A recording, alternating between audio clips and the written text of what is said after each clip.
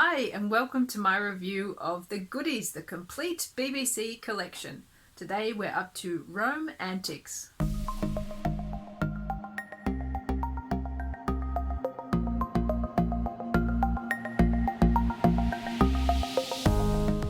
In 55 AD we find the Goodies living in Roman-occupied Britain and not happy about it, until the Roman Emperor gives them a job trying to attract bigger audiences back to the Colosseum. When Tim somehow becomes emperor, his version of entertainment for the masses is seaside holiday camps, which is fine until the Vandals arrive. There were a lot of highlights in this episode. I really loved the use of silent film clips to establish the ancient Roman setting.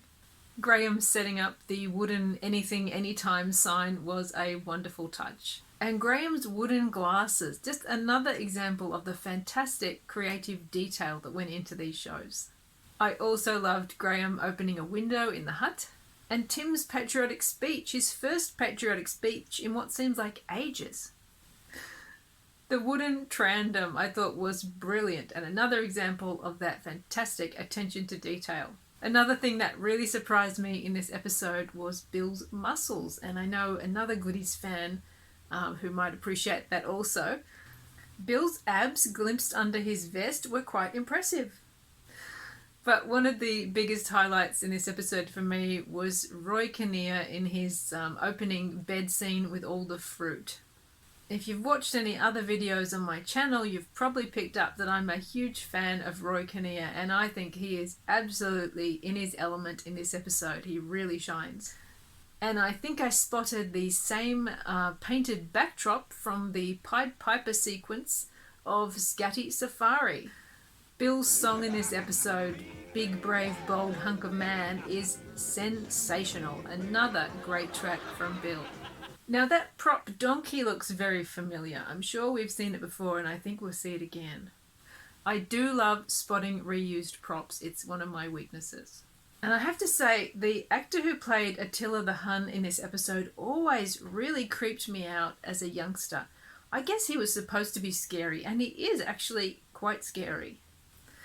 This episode's guest stars included the great Roy Kinnear and also Oliver Gilbert. This is a solid and really entertaining episode, and it has the epic feel of something like Carry On Cleopatra, which in many ways it did remind me of. Roy Kinnear really steals the show in this episode. He only has, I think, 2 scenes, but he really makes the most of them as the debauched emperor with a fruit fetish. It's really great to see him returning in the Goodies, and this time getting the laughs he deserves, unlike in The Lost Tribe, which we discussed earlier, where he just didn't seem to land the laughs, even though he was great as always. I'm really enjoying seeing these episodes where the boys put themselves into a completely different context, like in Lighthouse Keeping Loonies. And I'm wondering, is this their first time-travelling episode? I think it might be.